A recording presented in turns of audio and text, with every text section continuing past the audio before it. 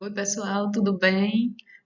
Na aula de hoje, a gente vai continuar, né, com o nosso curso de avaliação de políticas. A gente já viu, primeiro uma aula introdutória sobre por que que a gente deveria fazer avaliações.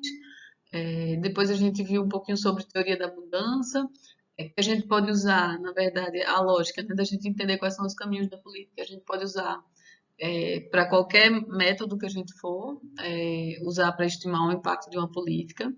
Aí na semana passada, aí depois a gente viu experimentos. Então a gente teve uma aula bem legal sobre experimentos, que é o padrão ouro para a gente obter o impacto causal em avaliação de políticas.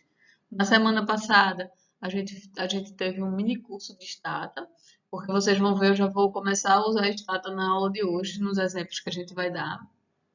E a aula de hoje a gente vai entrar já nos métodos que a gente chama de quase experimentais. O primeiro método que a gente vai ver é esse método de variáveis instrumentais. O material de referência é o capítulo 15 do Utrecht. Esse capítulo é bem completinho. Quase todos os exemplos da aula eu tirei de lá, mas tem só um exemplo que eu tirei de um relatório é, lá do J. Paul, da Esther Duflo. Então, o que é que a gente vai ver, né? A gente vai ver primeiro a introdução, qual é a lógica, quais são os problemas que esse método tenta resolver. Depois a gente vai entrar no modelo em si de variáveis instrumentais, né? Como é que a gente faz o modelo e, na verdade, assim, quais são as hipóteses do modelo e o estimador e quando é que o estimador vai funcionar. E, por último, a gente vai ver um teste de endogeneidade. Então, quando eu falar um pouquinho mais sobre a introdução, vocês vão entender melhor o que é essa tal de endogeneidade. Em Quantum, a gente discutiu bastante o problema de variáveis obtidas. Quer dizer, a gente tem uma variável, a gente sabe que influencia no resultado, que possivelmente está correlacionada com a nossa principal variável de interesse, mas a gente não tem os dados para controlar por ela. E aí essa variável ela entrava lá no U, dentro dos fatores não observáveis. O exemplo clássico que a gente viu lá em Quantum, né, já que o livro de Quantum foi todo, a aula de Quantum é toda baseada no livro do Udrich. O exemplo clássico é quando a gente quer ver o efeito no salário, geralmente a gente faz log do salário, o efeito de anos a mais de educação no salário, e a gente falava assim, tem uma variável omitida aqui que é a habilidade. Então, a habilidade de uma pessoa, um estudante, tanto vai influenciar, tanto está relacionada com a educação, quanto também influencia no salário dela, é, no salário diretamente. Então, se a gente pega duas pessoas com o mesmo nível educacional e uma tem uma habilidade maior, a gente espera que tenha um salário maior. Então, como eu não tenho esses dados de habilidade, eu não consigo controlar por ela, então eu sei que ela existe, mas eu não tenho, eu não sei. Se eu fizer uma regressão só de logo do salário em educação, educação vai captar o efeito de habilidade, já que a gente imagina que pessoas mais hábeis também têm mais facilidade na escola. Então, esse é o famoso problema de variáveis omitidas. A gente vai ver ao longo desse curso todo várias estratégias para a gente contornar esse problema. Então, um problema número um que a gente tem é variáveis omitidas. Um outro problema número dois, que é muito difícil de resolver, é o problema da endogeneidade. E tá certo que a gente fala às vezes que a variáveis omitidas a gente também chama de endogeneidade, mas aqui eu vou querer fazer uma diferenciação desses dois, para falar de endogeneidade reversa. Endogeneidade reversa acontece quando eu tenho duas variáveis. Na minha teoria, na minha própria cabeça, eu imagino que tanto uma variável pode afetar a outra, quanto a outra afeta uma. Então, tanto o meu y quanto o meu x, eles simultaneamente afetam um ao outro. Só para dar um exemplo para vocês. Será que pessoas deprimidas assistem mais televisão? Aí a gente não sabe, né? É o quê? Quando a pessoa está deprimida, ela não consegue sair, ela fica mais em casa, assiste mais televisão? Ou é o contrário? A pessoa vai ficando em casa, vai assistindo mais televisão e vai ficando mais deprimida? Ou pode haver os dois efeitos, um influenciando o outro? É o que a gente chama, às vezes, do problema do ovo da galinha, ou como eu gosto de dizer, aquela propaganda que desde criança, assim, passava no meu caminho para ir para a escola, e eu via aquele outdoor e ficava assim, realmente, que era um biscoito Tostines, não sei se vocês na cidade de vocês pegavam, mas é um biscoito Tostines, é um biscoito assim, no formatinho de coração, e a propaganda, o slogan era é mais gostoso, Tostines é mais gostoso, é mais fresquinho porque vende mais, ou vende mais porque é mais fresquinho? Então vejam que a gente tem as duas cadeias, né? Eu ficava contando porque né, realmente faz todo sentido, né? Tanto um quanto o outro, não dá pra gente dizer. Então esse é o problema que a gente chama de simultaneidade ou de endogeneidade reversa. Vamos fazer uma pausa que geralmente eu faço na aula presencial, para vocês pensarem em outros exemplos de endogeneidade reversa. Queime aí um pouquinho de como é que a gente chama de fosfato para é, tentar achar algum exemplo. Será que vocês conseguem? Ó, o exemplo clássico, o exemplo mais clássico que a gente tem em economia é preço e quantidade. A gente tem preço e quantidade vendida ou preço e quantidade demandada. Porque, na verdade, a gente vai ter assim, pelo lado da demanda, se o preço cai, então a quantidade aumenta. Tranquilo? Só que aí a gente vai ter o lado da oferta. Quanto mais a quantidade sobe, mais gente vai querer produzir. Então talvez você tenha até ganho de escala. Então a quantidade ela também também vai afetar o preço. Na verdade as curvas são assim, né? Que a gente espera. Eu não sei se vocês estão lembrados das curvas clássicas. Aí a gente tem aqui a oferta e aqui a demanda. Então a gente tem pelo lado da demanda. Peraí, será que eu estou errando, hein? É o contrário, né? Que loucura. A gente tem, olha só, aqui é a oferta. Se o preço está maior, a gente vai ter mais gente querendo vender. Então a quantidade ofertada vai ser maior, certo? Então a oferta vai para cima. E a demanda é o contrário, né? Como eu tinha feito aqui. Se o preço sobe, ao contrário do que eu fiz aqui, né? Porque eu fiz aqui vindo nessa direção, mas fazendo na direção, se a quantidade, se o preço cai, eu vou ter mais gente demandando. Então é aqui a demanda. E o que a gente observa, na verdade, é o equilíbrio. Então, a gente tem simultaneidade entre duas equações e o preço e a quantidade de equilíbrio vão ser definidos simultaneamente por esses dois. Se a gente tiver, ou a gente pode também, às vezes a gente fala na teoria de organização industrial, quando a gente pega só, a gente está só focando na demanda. Então, a gente vai querer explicar aqui a quantidade, vai fazer uma regressão, né? Quantidade como sendo um beta zero mais beta 1 vezes o preço mais fatores não observados.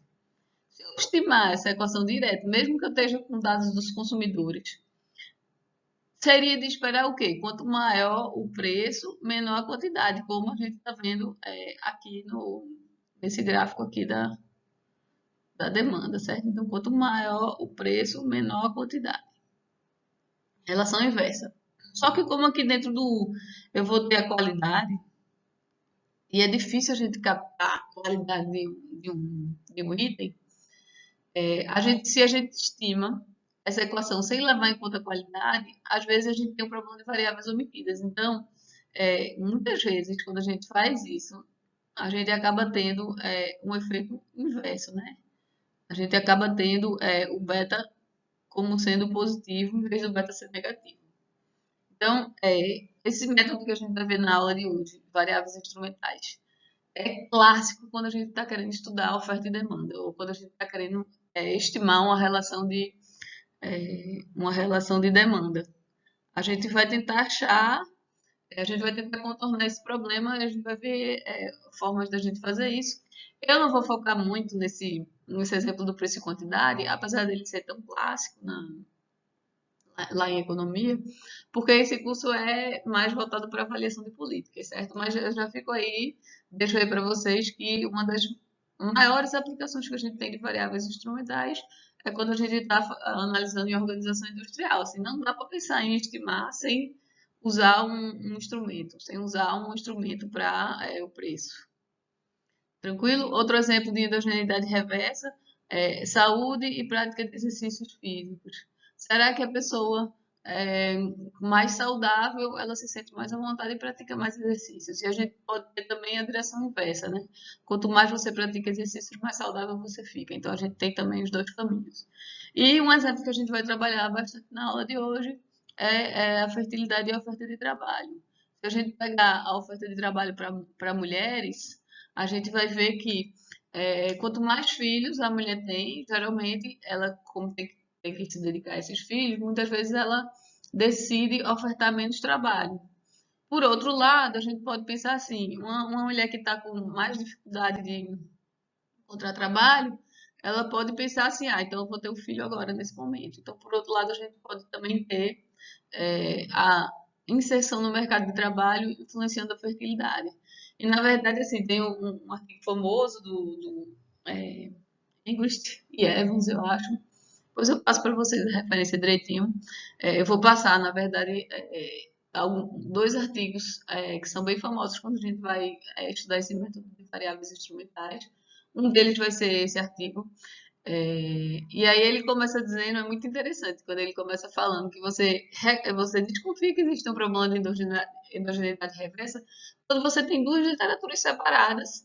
Uma literatura está analisando o efeito da fertilidade na oferta do trabalho, que são os economistas do trabalho.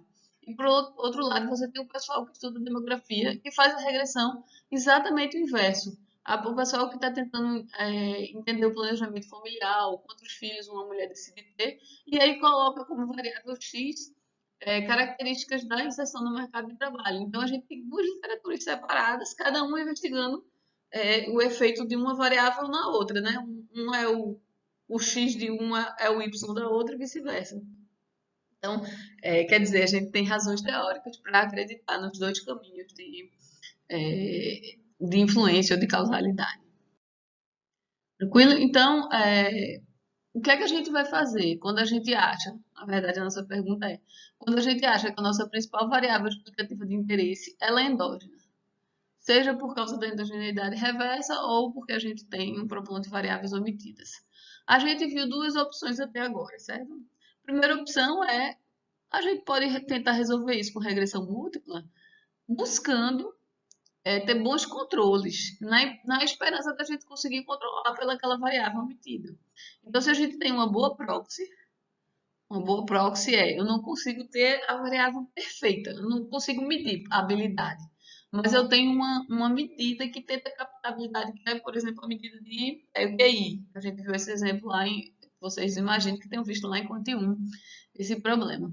Então, se o problema for de variáveis omitidas e a gente tem uma boa proxy, a gente consegue resolver esse problema. Aqui, nesse método que a gente vai ver, a gente vai procurar um instrumento para a variável endógena. E aí, daqui a pouco eu falo para vocês quais são as características que esse instrumento tem que satisfazer, mas eu já adianto para vocês que um problema claro que a gente tem que ter é que encontrar um bom instrumento, um instrumento convincente, às vezes é difícil. Mas como eu falei para vocês, na literatura, por exemplo, de organização industrial, a gente já tem uma série, um conjunto de instrumentos clássicos que a gente sempre usa e que são convincentes. Então, a gente já tem, na verdade, na nossa caixa de ferramentas, as variáveis que geralmente a gente usa para resolver aquele problema. Então, às vezes é difícil, mas às vezes não é. Às vezes a gente já tem instrumentos clássicos que a gente sempre pode usar para tentar resolver um problema. O que vai ser difícil, na verdade, vocês vão ver, é que a gente vai ter uma das condições, uma das hipóteses para que uma variável seja um bom instrumento, ela é subjetiva, ou como diz o Utrecht, ela vai depender da lógica teórica, do arcabouço teórico para dar o suporte àquela hipótese, ou da introspecção. Então, na verdade, ela vai depender mesmo do seu poder de convencimento para as outras pessoas de que aquele é um bom instrumento. E aí, se você encontra um cético, o cético sempre vai ficar com o pezinho atrás. Assim, será que é realmente bom? Será que não é? Então, vamos ver. Acabei de falar, né? Que se a gente tem boas proxies, a gente talvez consiga resolver o problema de variáveis omitidas. Algumas vezes a gente até tem proxies, mas essas proxies eu não tenho ela medida para muitas observações. Então, eu tenho muitas observações faltando. É o caso, por exemplo, do QI, né? Que a gente vai ter QI, mas não vai ter medida de QI para todo mundo, muitas vezes, da nossa base de dados de mercado de trabalho. Aí, nesses casos, é comum a gente usar variáveis instrumentais para permitir que uma das variáveis seja correlacionada com os fatores não observáveis. Então, a gente começa, quando a gente está com problema de variáveis omitidas, sabendo que tem uma variável omitida, e aí a gente vai tentar contornar esse problema. Então, deixa eu dar um exemplo para vocês. um exemplo em que a gente sabe, a gente imagina que essa variável, nossa variável de interesse, seja endógena. Ó, se eu estiver tentando explicar o desempenho dos estudantes através de uma nota da prova, e eu quero saber se o tamanho da turma influencia o desempenho dos estudantes. É uma demanda clássica dos professores. Dizer assim, não, a turma, quanto a turma grande, o professor não consegue dar conta da turma, então o desempenho acaba sendo pior. E aí, então, essa pressão não é para as turmas serem menores, mas é uma política com custo muito alto, você reduzir o tamanho das turmas. Porque aí você vai ter que contratar muito mais gente. E aí você imagina isso num país todo ou numa cidade toda, o custo como vai ser alto. Então, na verdade, tem muita gente tentando analisar esse efeito. Tem até um artigo famoso. Então, eu estou me esquecendo dos autores dos artigos todos. Eu vou colocar para vocês lá. Esse artigo são de dois pesquisadores israelenses que usa variáveis instrumentais. Ele usa uma regra de Maimônides, que ele chama, que é o seguinte: lá em Israel tem uma regra que diz assim, uma turma não pode ter mais do que 40 alunos para um certo nível. Então, o que acontece? Se você tiver numa escola 40 alunos matriculados, você fica com uma turma de 40. Se você tiver 41, eles vão quebrar essa turma em dois, e aí a gente vai ficar com duas turmas, uma de 20 e outra de 21. Então, esse vai ser um exemplo de variáveis instrumentais, mas a gente vai ver mais na frente do curso, quando a gente quando a gente estiver vendo regressão em descontinuidade, RDD, aí a gente vai ver que variáveis instrumentais ela é usada dentro do RDD. Mas só para dizer para vocês que existe realmente essa literatura, várias pessoas tentando estimar o efeito que um aumento de um aluno na turma vai fazer na nota de todo mundo, certo? Na nota média da turma. Será que essa variável, o tamanho da turma é endógeno? Será que a gente precisa se preocupar isso ou basta a gente analisar? Basta a gente pegar um cross-section, certo? Pegar uns dados, uma planilha de dados em um instante de tempo, várias turmas diferentes, vários tamanhos de turmas diferentes, afetando a nota. Baixo, por exemplo, lá a Prova Brasil, olho para o aluno, para cada aluno que eu tenho lá, eu tenho a nota dele na Prova Brasil e tenho o tamanho da turma que ele fazia parte. E aí, se eu estimar, será que tem alguma razão para esse tamanho da turma ser uma variável endógena? Ou, por exemplo, para a gente ter alguma variável omitida influenciando? Ou seja, será que a correlação entre o tamanho da turma e o é diferente de zero? Aí, olha só, a gente vai ter duas possibilidades, certo? Que vão afetar de forma diferente. Se a gente tiver os pais de estudantes melhores, sabendo que o tamanho da turma afeta o desempenho dos seus filhos, ele vai buscar escolas com turmas menores ou vai fazer mais pressão na direção da escola para colocar turmas menores. E daí a gente poderia ter, nesse caso, o quê? As turmas menores, a correlação vai ser N turma, o tamanho da turma com a nota da prova. Se os pais de estudantes melhores, porque eles têm o melhor nível educacional, eles conseguem fazer essa influência, então, na verdade, a gente vai ter uma correlação negativa, né? Quanto menor a turma, melhor o desempenho vai ser daqueles alunos daquela turma. Ou a gente pode ter o contrário, certo? Na hora que o diretor da escola vai separar as turmas, e a gente até tem na Prova Brasil uma pergunta assim, como é que as turmas são, como é que você escolhe, qual é o critério para designar os alunos nas turmas? É idade, é desempenho? Então a gente tem até uma pergunta sobre isso na Prova Brasil. Será que os diretores das escolas, eles já sabem do resultado anterior dos alunos e eles dizem assim, não, esses alunos são piores, eu vou colocar esses alunos piores nas turmas menores. E aí a gente vai ter nesse caso o quê? Quanto maior for o tamanho da turma, maior é o desempenho dos alunos na prova, porque lá estão os alunos melhores. Então, nesse caso, a correlação poderia ser maior do que zero. Então a gente vai ter, olha só, duas possibilidades aqui que a gente só da gente pensar para aquela correlação entre o tamanho da turma e a prova, que não tem a ver com o tamanho da turma em si, mas com outros fatores. Aqui, na verdade, é o nível socioeconômico, por exemplo, ou o nível de instrução dos pais, e aqui a gente tem aqui a endogeneidade reversa, certo? Na verdade, não é o tamanho da turma que está afetando o desempenho, é o desempenho anterior dos alunos que está afetando o tamanho da turma. Aí o que a gente pode fazer para tentar contornar esse problema é, a gente pode contornar por background familiar, várias variáveis socioeconômicas, mas a gente sempre pode ficar, por exemplo, com algumas variáveis assim psicológicas, como motivação, determinação dos pais, que a gente não vai ter uma medida tão boa para essas variáveis. Então, esse daqui seria uma solução para se a gente tivesse realmente esse primeiro problema aqui, os pais escolhendo. Uma outra possibilidade para tentar resolver esse problema dos diretores é se a gente conseguisse montar um painel para os estudantes. Porque aí a gente pegaria como era o desempenho do estudante antes e aí colocaria junto na regressão. Então a gente controlaria para esse efeito de o desempenho anterior dos alunos estarem afetando o tamanho da turma. A gente estaria controlando por isso. Então, se a gente tem dados em painel, muitas vezes a gente resolve pelo menos parcialmente o nosso problema. Eu não me lembro se vocês já viram o que foi que vocês já viram de dados em painel lá em Quant 1.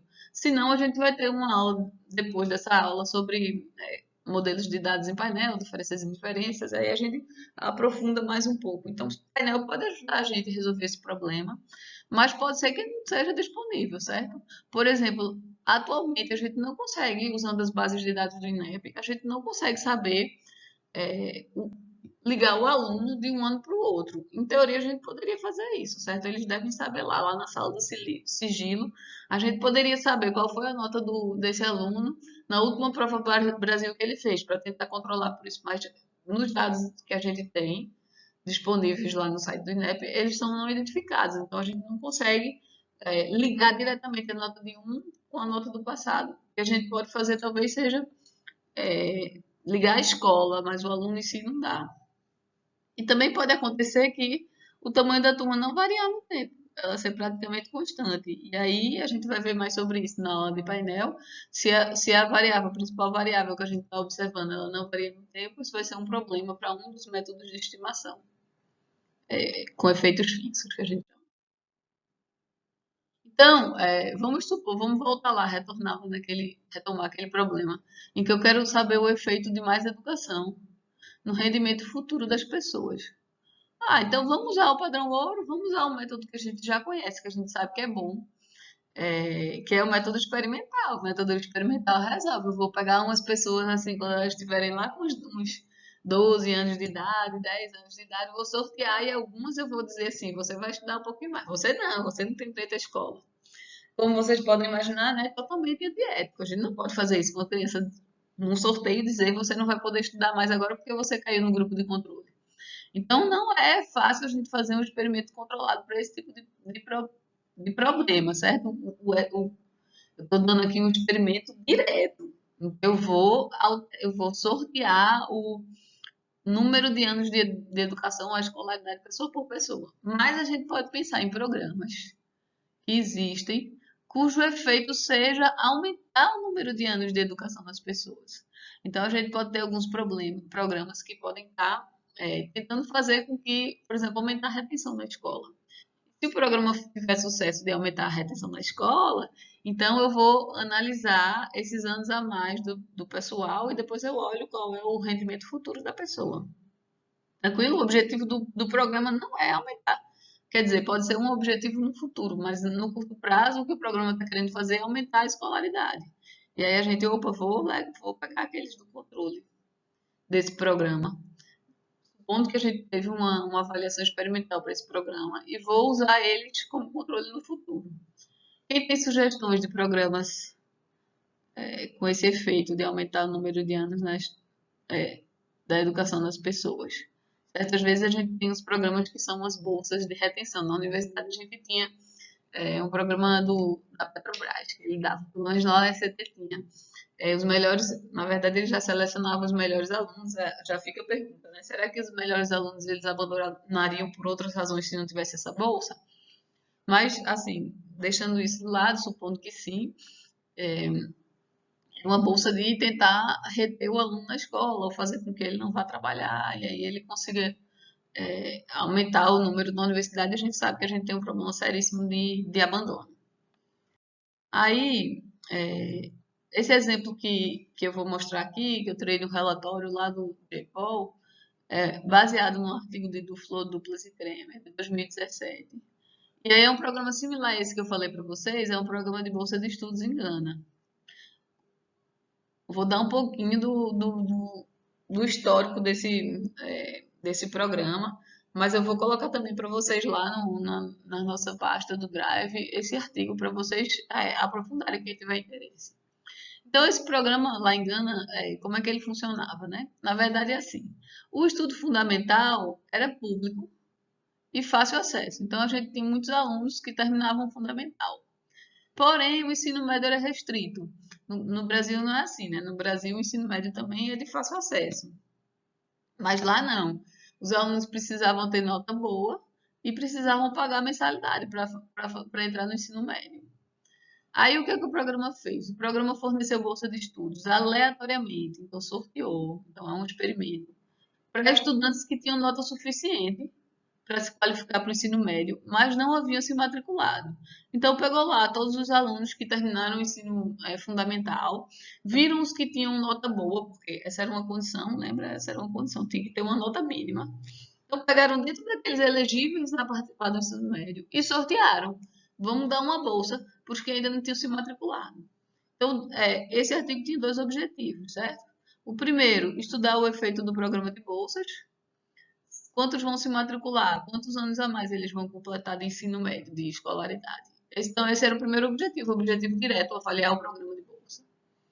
E o segundo objetivo é estudar o efeito de anos a mais de educação nas notas em testes no futuro e salários no futuro. Então, no futuro, imagina, espera passar 3, 4 anos e vai ver, ou até mais tempo do que isso, e vai ver o salário. Aí, então, o que é que a gente tem, né? Então, eu nem falei para vocês, mas a gente está vendo aqui variáveis instrumentais em experimentos. Quando a gente teve aula de experimentos, eu já falei para vocês que a gente tinha um problema de participação parcial, que podia ser resolvido usando variáveis instrumentais. A gente viu, né, a diferença do intenção a tratar para o tratamento nos tratados. Então, aqui é isso que a gente vai continuar abordando.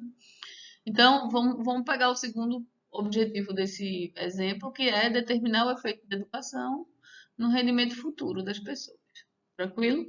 Então, só um pouquinho de notação aqui. Y vai ser a nota no teste no futuro.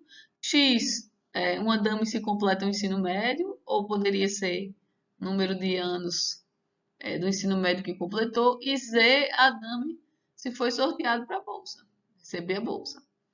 Então, vamos assumir essa regressão simples, certo? A nota no futuro vai ser afetada se completou ou não o ensino médio. O Z não está aparecendo aqui ainda, né? Aí, a gente vai ter dois grupos de pessoas, é onde o Z vai entrar. O grupo Z igual a 1 são os que receberam a bolsa. O grupo Z igual a 0 são os que não vão receber a bolsa. Se eu fizer essa é a diferença em anos a mais médio, induzido pelo fato de ter sido sorteado, pela diferença entre Z1 e Z0. Então, a diferença em anos a mais entre esses dois grupos de educação, induzida pelo fato de ter sido sorteado. E essa outra expressão de baixo, vejam só, está comparando os dois grupos também e está comparando o Y. Então, está comparando o rendimento futuro, diferenças em rendimento futuro induzida pelo programa. Certo? Diferença em notas em teste ou no salário no futuro, para quem estava no grupo de tratamento, recebeu a bolsa, e para quem não foi sorteado. Não foi sorteado para receber a bolsa. Lembrando lá de experimentos que você ter sido sorteado não significa que você realmente vai se matricular. Então, a gente pode ter aquele problema da participação parcial. Qual é a lógica aqui? Vocês acham que o resultado do sorteio, o resultado de Z, vai afetar diretamente o salário no futuro da pessoa? Vocês têm alguma razão para isso? Não, né? Se a pessoa teve sorte ou não no sorteio, em princípio, não deveria afetar o salário futuro diretamente, certo? Mas vai afetar indiretamente. Então, esse link não existe diretamente. Mas existe o link indiretamente. O fato da pessoa ter sido sorteada vai ganhar a bolsa, provavelmente vai fazer com que a pessoa complete anos a mais de estudo. Então, essa diferença de anos a mais de estudo Quer dizer, esse Z, ele induz uma diferença na variável endógena, anos a mais de estudo, e não tem um efeito direto no Y. Essa variável a gente chama de instrumento, quando ela satisfaz essas duas condições. Então, são duas condições que, na verdade, eu gosto de falar como uma só. Ela afeta a nossa variável de resposta apenas indiretamente através do efeito no X.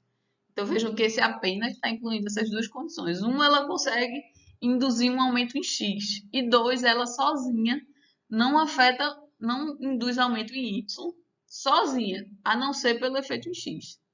Então, essas duas condições vão dizer para a gente que a gente tem um instrumento.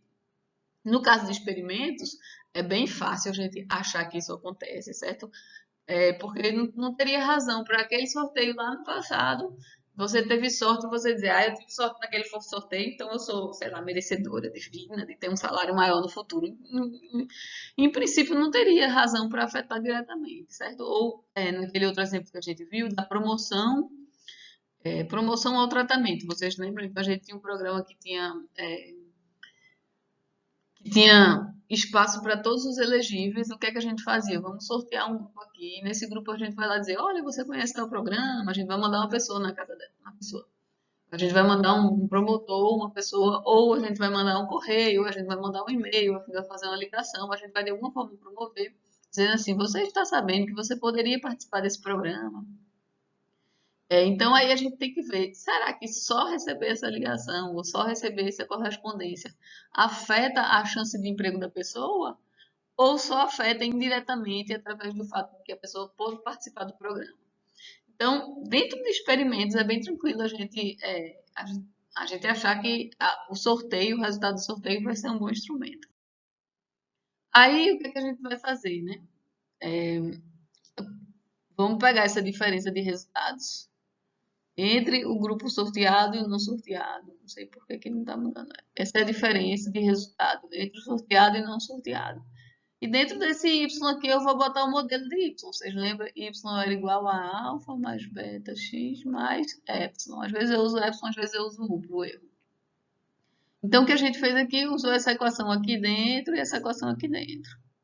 Tranquilo? Aí agora vamos usar as propriedades que a gente tem de operador valor esperado ou esperança, mesmo sendo condicional, certo? Mesmo sendo para um grupo para o outro, vamos tirar o que é linear, sai de dentro desse operador. Então, esse alfa sai, esse beta sai multiplicando e esse epsilon separa. Então, tudo que é linear a gente pode trocar a ordem. Deixa eu apagar que está ficando bagunçado. Tranquilo? Então, a gente vai ficar com esse alfa saiu, esse alfa saiu. Esses dois alfas vão cortar um com o outro. Aí a gente tem esse beta que sai de dentro da esperança. Fica beta, sai de dentro desses dois termos. Média de x no grupo 1 menos a média de x no grupo sorteado e no grupo não sorteado. Mais a diferença dos fatores não observados entre os dois grupos. Só que o sorteio aleatório, se ele for bem feito mesmo, não vai ter diferença de fatores não observados. Não lembra que a beleza do experimento era essa?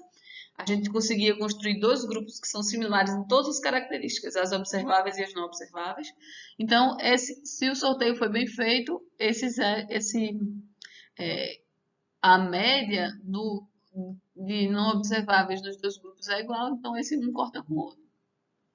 Daí a gente fica com essa expressão daqui, né? A média de y, a diferença de média de y nos dois grupos, igual a beta vezes a diferença de média de x nos dois grupos.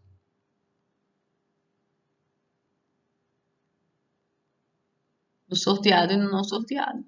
Então, se eu quero saber beta, lembra que beta era o nosso parâmetro de interesse, né? O quanto anos a mais de educação vai resultar em salário a mais. Eu isolo beta aqui e passo esse dividindo. Não vou nem escrever porque eu estou já aqui no slide, certo? Então, aquilo que eu já falei para vocês, né? Como o sorteio é bem feito, as características vão ser iguais, aquela expressão que eu coloquei. Então, eu consigo isolar beta como sendo a diferença de resultado de salário no futuro entre os dois grupos, dividido pela diferença de anos a mais de educação. Então, na verdade, se eu quero ver se vai ter uma diferença, eu tenho que levar em conta o quanto que o sorteio conseguiu induzir de anos a mais de educação. Vamos supor que o programa é muito, muito ruim. E aí, não consegue induzir nada de anos a mais de educação. Não vou conseguir estimar com essa equação aqui, olha. Por quê? Porque seria zero aqui no numerador. Mas vamos supor que eu observasse um resultado muito pequeno. Então, vamos supor que eu observasse um resultado de mudança de salário, por exemplo, R$ 1.000. Aí, entre os dois grupos. Aí eu tenho que ver assim, mas espera aí, nesses dois grupos, será que muita gente mudou de comportamento? Será que muita gente realmente aderiu ao programa? Então, será que realmente receber a bolsa conseguiu fazer com que tenha anos a mais? Quantos anos a mais? Aí vamos supor que na média a diferença seja 2. O ensino médio tem 3 anos, 2. Então, a gente vai dizer o efeito de anos a mais de educação eu vou dividir a diferença total pelo número médio total. Então, vou estimar em 500.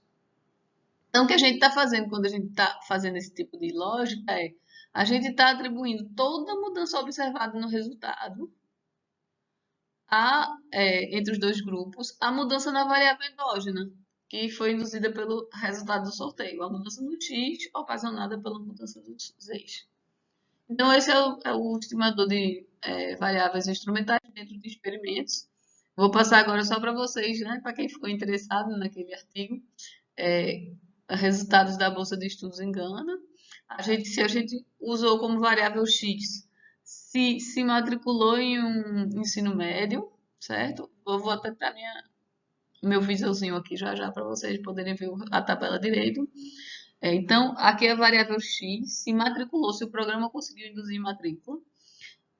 Aí a diferença, eles comparam lá para mulher e para homem, certo? Então, tem um pedaço para mulher, um pedaço para homem.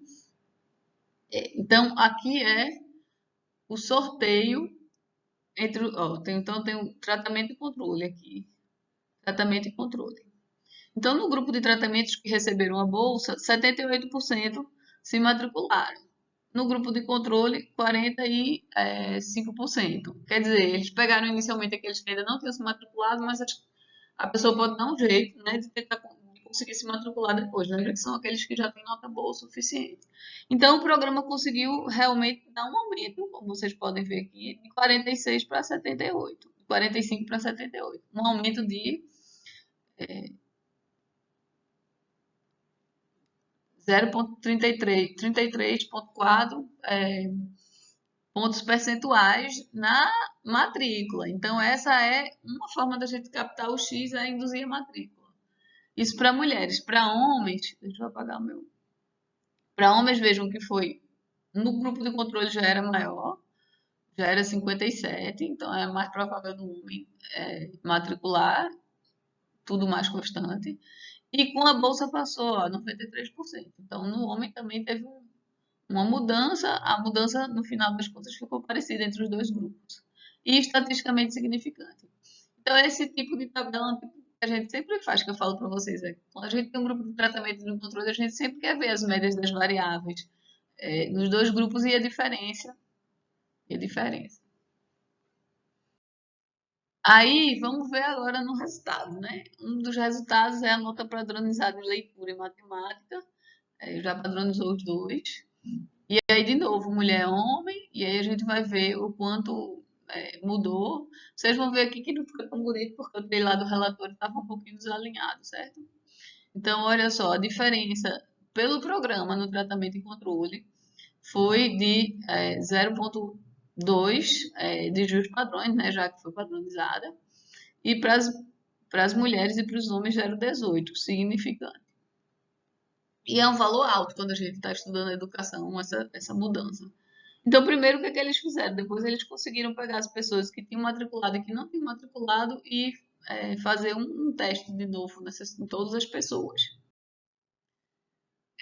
Aí, vamos ver então, agora que a gente já viu dentro de experimentos, vamos ver agora o modelo geral, né? Eu gosto de dar experimentos primeiro, porque é bem fácil a gente ver no experimento que o sorteio é um bom instrumento. Aí aqui, né, em outros casos, talvez não seja tão simples, mas fica mais fácil vocês entenderem o mecanismo pelo qual o instrumento funciona. Então, se a gente tiver um instrumento, se a gente tiver uma variável Z, lá naquele exemplo era o sorteio, ela vai ser um bom instrumento, ela vai resolver o problema da endogeneidade se a gente tiver duas condições sendo satisfeitas. A primeira, eu vou falar primeiro pela de baixo, certo? Primeiro, ela é relevante, quer dizer, ela consegue induzir mudanças no X. Então, ela tem efeito, ela consegue afetar a variável endógena da gente. Então, primeiro, ela ser relevante. Quer dizer, a covariância ou a correlação entre o instrumento e a variável endógena do nosso X, ela não é zero. Quer dizer, se a indução fosse nula, não seria um instrumento, certo? Não estou conseguindo resolver mudar o X. E a segunda ela não pode ter efeito diretamente no Y. Quer dizer, controlando por X, ela é exógena. O que sobrou aqui, sobrou de Y, que não está sendo explicado por X, ela não vai ter relação. Então, ela é exógena nessa equação. A gente chama de exógena na equação, ou, que eu gosto mais de pensar, ela não afeta diretamente o resultado Y. Essa é a condição mais difícil, na verdade, a combinação das duas. Porque a maior parte das variáveis que a gente consegue pensar como induzindo a mudança no X, muitas vezes também tem um efeito direto. Então, o difícil é achar a combinação das duas juntas. Tranquilo? Aí, por que é que o instrumento consegue contornar a endogeneidade? Vamos botar lá a covariância entre x e y, certo? Aí a gente coloca a equação do y, aqui. O y é beta 0 mais beta 1, então eu só fiz jogar o y e deixei o z. E aí, pelas propriedades de covariância, eu sei que vocês tiveram uma revisão de estatística, mas eu não sei se vocês viram isso. Mas é parecido com o valor esperado, tudo que for linear sai. E o beta zero não vai afetar, certo? Porque a covariância é uma medida do produto dos desvios das duas variáveis. Então, o beta zero vai sair lá na média. O desvio é o desvio em relação à média daquela variável. Então, a gente fica aqui, olha só. Beta 1 sai, covariância entre z e x, mais a covariância entre z e u. Só que eu acabei de dizer que se é um bom instrumento, ela é exógena. Então, se ela é exógena, essa covariância é zero. Então, esse some. Então, se esse some, para achar beta 1, basta eu dividir a mudança do y, a covariância do y com z, pela covariância do x com o z.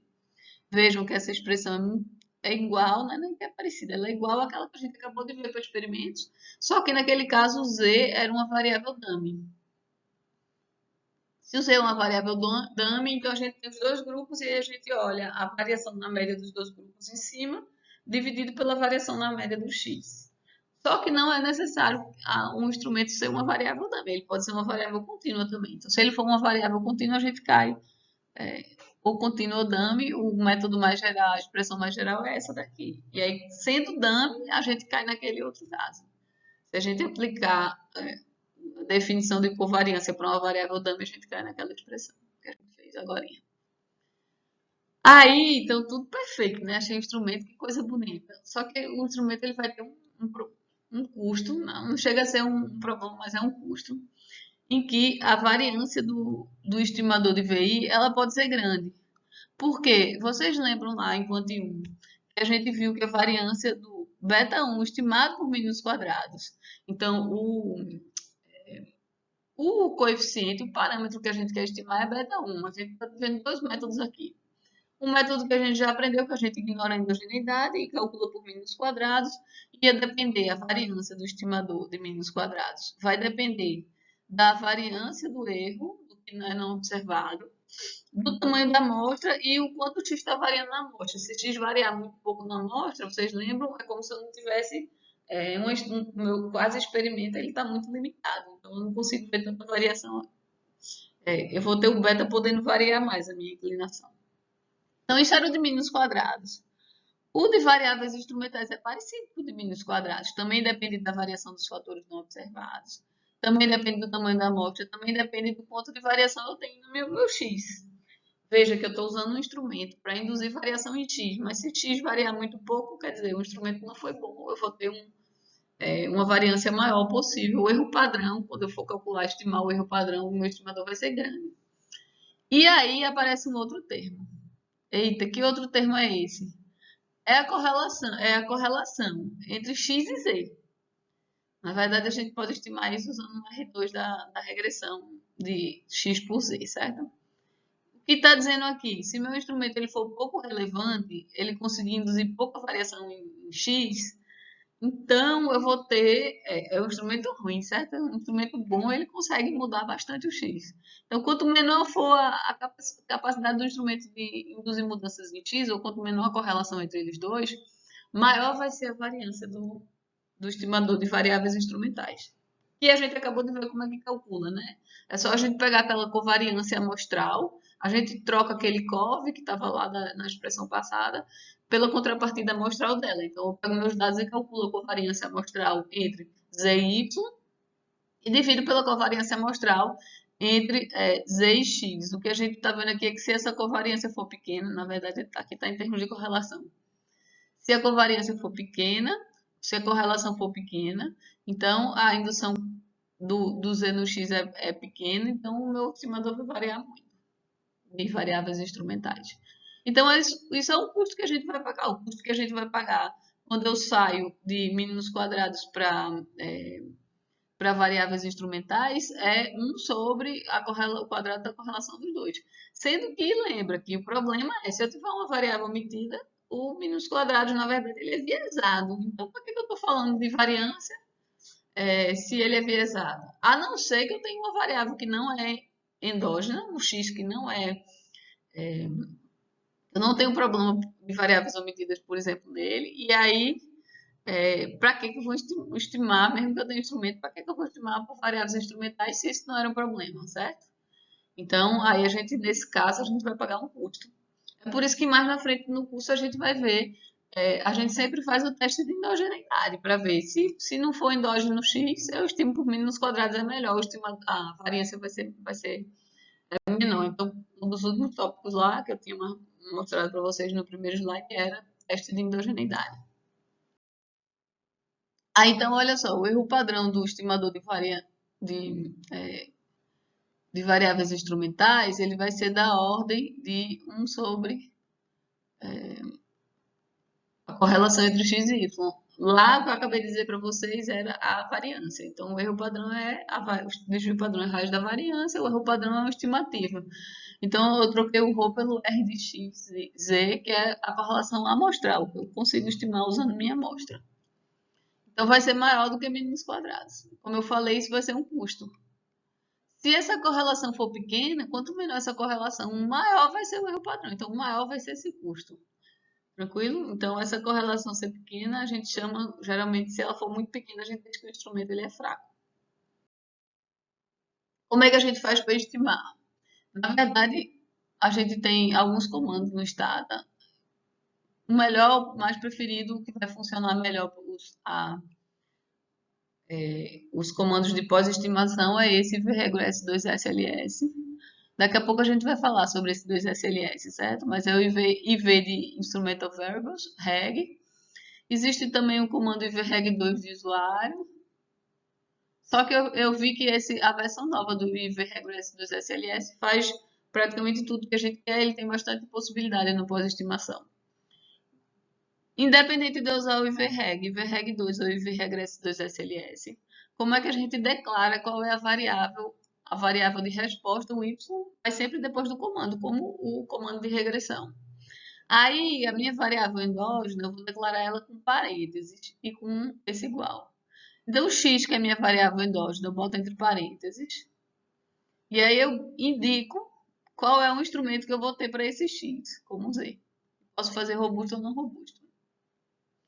Antes da gente fazer isso, ou na verdade, se a gente fizer isso, se a gente fizer usando o IV-Regress 2, a gente pode pedir para dar para a gente a estimativa da relação entre x e z. Então, é uma regressão em que a gente vê o quanto z afeta x, certo? Então, primeiro a gente olha a relevância. A gente primeiro deve mostrar que z é relevante para explicar x. E na direção da teoria, porque se na direção da minha teoria a teoria está me dizendo que Z devia afetar X positivamente quando eu estimar deu negativo. Ixi, tem alguma coisa estranha aí. Tá faltando variável para controlar, tem algo estranho, certo? Então a gente não vai usar um instrumento que a direção dá ao contrário da teoria. Então, a forma mais simples da gente analisar a relevância é regredir x em z e analisar um teste T robusto. Se a correlação entre elas for forte, a gente vai ter, precisa de estar estatisticamente significante. Quando essa correlação é muito pequena, a gente diz que Z é um instrumento fraco. Aí tem várias regras de bolsa. Na verdade, tem um artigo falando, tem vários artigos só sobre isso, né? Quando é que o instrumento vai ser forte o suficiente. Eu vou dar umas regras de bolsa que eu já vi por ali, mas eu vou fazer referência para vocês já já para o artigo de Stock, Wright e Yogo, que é mais preciso na definição dos critérios. Vai depender de quantos instrumentos a gente tem, vai depender do critério que a gente está mais preocupado, se é com viés ou não. Então, primeira regra de bolsa, uma estatística de 3,2 e não um valor crítico de 5%. E aí, vamos voltar, né? Nossa pergunta é, a gente já sabe o que é que o instrumento tem que satisfazer, né? Exógeno e relevante. Ou seja, só pode afetar o Y indiretamente pelo X, não pode afetar diretamente. De onde é que eu vou tirar um instrumento? Então, como a gente acabou de ver, né? A avaliação de programas é bem óbvio. Se eu estiver fazendo um experimento, um sorteio, mesmo que eu tenha participação parcial, lembra? As pessoas que são sorteadas não necessariamente participam do programa. Então a gente vai pegar o Z como instrumento para o X. Esse programa por exemplo, é um programa bem famoso, Tennessee Star, era um programa para analisar a diminuição do tamanho das turmas, usando experimento. Então ele é famoso por isso, um dos primeiros que tentaram achar que estimar o efeito do tamanho da turma na nota do aluno. Então aí eles sortearam, certo? Alunos são sorteados para turmas menores, XI vai ser o tamanho da turma, e Z vai ser 1 se o aluno foi sorteado para a turma pequena. Então, meu instrumento vai ser o resultado do sorteio. Aí, lembrando só do cuidado, não é só porque teve sorteio, não significa que o tratamento será exógeno, certo? A gente pode ter problema tanto de atrito quanto de participação parcial. Então, vamos pegar agora aquele exemplo que eu falei para vocês na introdução, da relação entre a fertilidade e a participação no mercado de trabalho para mulheres. Aqui tem, ainda bem que tem aqui escrito. É um artigo baseado no artigo de Egris e Evans, American Economic Review, de 98. Eu vou colocar o artigo para vocês depois. Então, aqui o que a gente estava querendo saber era como o número de filhos, ter filhos, afeta a decisão das mulheres de trabalhar, de participar no mercado de trabalho. Então, a relação vai ser o número de horas ofertadas e o número e a influência do número de filhos. E aí o que eles fizeram nesse artigo, eles pegaram só mulheres com 2 ou mais filhos. Por quê? Vou falar daqui a pouco. Filhos, a gente sabe que é potencialmente endógeno, certo? Quem trabalha mais pode decidir ter menos filhos e vice-versa. Qual foi a sacada deles? Qual foi o instrumento que eles pensaram? Olha só, muita gente, quando tem os dois filhos, os dois primeiros filhos do mesmo sexo, eles acabam optando por ter um filho a mais. Então, vocês conhecem alguém, devem conhecer alguém que teve duas meninas e aí disse assim, vou tentar o terceiro para ver se eu tenho um menino. Ou vice-versa, certo? Eu tenho uma amiga que estudava comigo na universidade, ela teve dois meninos e ela botou lá no grupo pra gente, eu vou buscar minha menina, vai tentar, né? Vai engravidar, tentar buscar a menina. Então, o desejo dos pais de ter filhos de ambos os sexos faz com que é, o sorteio, né, aleatório, os dois primeiros filhos serem do mesmo sexo, induzam a um aumento no número de filhos. Então, esse foi o instrumento, essa foi a sacada deles. E aí a gente vai discutir, né? A gente acabou de discutir a relevância, porque é que ter dois filhos do mesmo sexo deve induzir a pessoa a ter mais filhos. Agora resta saber, é exógeno ou não é? Será que ter os dois primeiros filhos do mesmo sexo ou não afeta diretamente o número de horas trabalhadas? Pensei um pouquinho. Aí será que é exógeno mesmo, né? A gente pode pensar assim, olha só. Se você tem alguma economia, se você tem economia pelo fato de ter duas crianças do mesmo sexo, por exemplo, podem usar as mesmas roupas, podem dormir no mesmo quarto, se bem que eu acho que também, se for de sexo diferente, pode usar a mesma roupa, né? Não é um problema. Mas isso pode afetar, então, os dois serem do mesmo sexo, pode relaxar um pouco a restrição orçamentária. E aí pode fazer com que a necessidade da oferta de trabalho não seja tão grande. Então, isso é uma das razões pelas quais as pessoas podem dizer que pode afetar diretamente é, o, o número de horas que a mãe vai ofertar, eu acho assim que se tiver esse efeito é muito pequeno, não vai ser um efeito grande o suficiente. Então, mas eu deixei aqui essa argumentação para vocês verem como a exogeneidade vai depender de argumentos, vai depender de introspecção, vai depender de quanto a gente consegue convencer as outras pessoas de que é exógeno. Não tem teste para exogeneidade. Para relevância tem teste, para exogeneidade não tem. Vamos assumir que é exógeno e vamos fazer a estimação, então, é, usando essa base de dados LabSup, está lá no livro do Udrich, é um subconjunto da base do artigo original, certo? Então, são 31.857 mulheres com 2 ou mais filhos. Quem tem um filho, não dá pra, a gente não tem como ter um instrumento para essas pessoas, como calcular o Z para essas pessoas. Então, as variáveis aqui que a gente vai estar interessado é kid count, o número de crianças, número de filhos, uma dummy same sex, que é uma dummy se os dois primeiros filhos são do mesmo sexo, e a nossa variável dependente vai ser hours, é o número de horas que a mãe trabalha por semana, certo? Só da mãe. Então, aqui vai ser o nosso y, hours, nosso x, que é a nossa variável endógena, e same-sex vai ser nosso instrumento, usando a notação que a gente tinha visto antes. Primeiro vamos, né, dar uma olhada na estatística descritiva para ver como é que ela é. A gente vai ver que as horas, ou na média, é 21 horas por semana, com um desvio padrão relativamente alto. Tem aqui até uma pessoa dizendo que trabalha 99 horas por semana. Será que é erro? Quanto é que a gente trabalha normalmente por semana? 40 horas, né? Mas se a pessoa tiver 2 empregos, 80. Tem gente que tem até 3 empregos. Então, em teoria é possível, certo?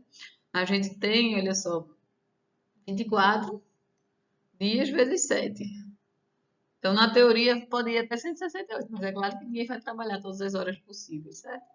Então, aquelas mães, sei lá, mãe solteira que tem 3 empregos, poderiam até responder esse 99. O número de filhos, como a base restringiu que o número mínimo era 2, né? Só mães que tinham 2 ou mais filhos. Então a gente tem desde 2 até 12 anos. Minha senhora, 12 filhos, já pensaram? Mas na média, olha só, a média está bem próximo do 2. Tá, na verdade, próximo do 3. Como a gente restringiu para ser acima de 2, são poucas famílias que têm mais do que 3, né? E algumas ficam só com 2 mesmo. E a dame do mesmo sexo, ela é aproximadamente 50%. Então, como a gente já esperava, né? Se o sexo dos filhos é um sorteio da genética, a gente vai ter 50% com 2 meninos ou 2 meninas.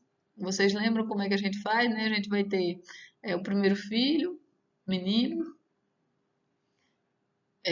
O primeiro filho pode ser menino ou menina. O segundo filho pode ser menino ou menina. E aí a gente vai ter, se for sorteio aleatório mesmo, XX, XO, OX e OO. Então, e todos esses com a mesma chance, então o mesmo sexo vai pegar aqui metade da probabilidade, aproximadamente, se realmente forem independentes. Vamos fazer primeiro mínimos quadrados. Mínimos quadrados a gente faz o reg normal da nossa variável y, o número de horas de trabalho na semana pela mãe, e o número de filhos, é o nossa variável x possivelmente endógena. Se a gente olhar quanto aqui dá o efeito, olha só, menos 2,66, né? Quer dizer que cada um filho a mais, acima de 2, diminui as horas trabalhadas por semana em média em 2,66 horas. Então, aparentemente tem um efeito, certo? Estatisticamente significante. Na direção que a gente esperava, né? Mais filhos, menos horas ofertadas. Só que o número de filhos provavelmente é uma variável endógena. Então a gente não sabe se realmente está em torno desse 2,66. Ela é possivelmente enviesada. As mães que trabalhavam menos, por exemplo, já são as que vão ter mais filhos. Então, o que é que a gente vai fazer, né? Vamos estimar usando o instrumento same-sex, pegar o estimador de variáveis instrumentais usando same-sex, mas antes vamos fazer o primeiro estágio para ver se é relevante mesmo. Então, vamos fazer a regressão do número de filhos pela dummy, pelo instrumento same-sex, e vamos ver se os 2 primeiros filhos serem do mesmo sexo realmente induz um aumento no número de filhos totais. Aí a gente vai ver aqui nessa regressão por metros quadrados que, olha só, 0,07.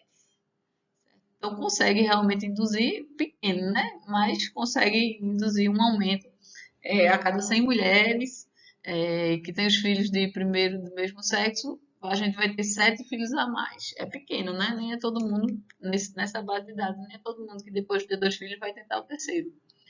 É, só 7 filhos em 100. Mas é significante, ó, 6,4, uma estatística T grande, apesar de eu ter dito para vocês, o critério não é estatística T, certo? A gente pode olhar outros critérios outros critérios melhores para ver se realmente é um bom instrumento, se o instrumento não é fraco. Aí agora vamos fazer por variáveis instrumentais, aqui eu usei o IVREG, vocês podem tentar aí. Na verdade, só o IVREG ele já fez, ó, variáveis instrumentais por 2 SLS. O que foi que eu tentei ontem pegar uma pós-estimação e ele não deu a pós-estimação que eu queria. Então é por isso que eu botei o IV regresso 2 SLS. Mas aqui vamos lá, como é que fez? O IVREG, variável nossa y, dependente do número de horas, e aí a gente vai indicar qual é a endógena e qual é o instrumento para endógena dentro do parênteses. Então a gente faz parênteses, variável endógena x, então aqui é o y, e aqui vem o z depois do igual. Então é assim que a gente faz, e aqui eu botei o robusto. É assim que a gente faz quando a gente quer usar o modelo de variáveis, usar o modelo não, usar o estimador de variáveis instrumentais no Stata. Aí o que, a gente encontra? Olha só, a redução bem grande, né? Menos 5,5. Mais de 2 vezes o resultado que a gente tinha visto com mínimos quadrados, só que vejam só o intervalo de confiança. Olha. Vocês estão vendo que o zero está dentro do intervalo de confiança, mas a gente discutiu isso, não foi? A gente não falou que o estimador de variáveis instrumentais vai ter um erro padrão maior, da ordem de 1 sobre a correlação entre o x e o z. Então, aqui a gente vai ver que essa correlação é tão alta e o estimador de mínimos quadrados está até dentro desse intervalo de 95% de confiança. Como eu falei, né? Vamos ver a correlação entre o número de filhos e mesmo sexo. Olha só, é pequena, é 0,035. É uma correlação bem pequena. Então, a gente vai ver que, como a gente já devia estar desconfiando, porque a gente viu aquele primeiro estágio, a gente viu que a indução era pequena, era de 7 filhos e tantos. E se a gente fizer a relação entre os erros padrões estimados nas duas regressões, então a gente tinha lá a coluna do coeficiente e a coluna do erro padrão. O de mínimos quadrados era esse, o de variáveis instrumentais, a relação entre eles, olha só, é da ordem do que dizia na teoria, né? Que é o inverso da correlação. Então é só para mostrar para vocês que aquele custo realmente ele vai estar dentro dos estimadores. Aí vamos ver outro exemplo agora, vamos pegar o retorno à escolaridade. É um exemplo baseado num artigo de Carden. Como vocês lembram, Carden é aquele que a gente vê enquanto um do fast food, né? Do salário mínimo no fast food. Então, Carden é um economista aplicado, um microeconometrista, a gente chama bem famoso, tem muitos estudos interessantes. Nesse aqui, qual foi a ideia dele? Olha só, eu quero ver o retorno à escolaridade. Só que se eu botar assim, se eu controlar, se a pessoa estudou ou não na universidade, qual vai ser o salário futuro, é claro que estudar na universidade vai estar correlacionado com habilidade. Aí qual foi o instrumento que ele pensou, que ele bolou? Se a pessoa mora próxima a uma universidade, nesse caso aqui ele pegou uma universidade de 4 anos, durante o seu ensino médio, a chance dessa pessoa se entrar na universidade ela é maior.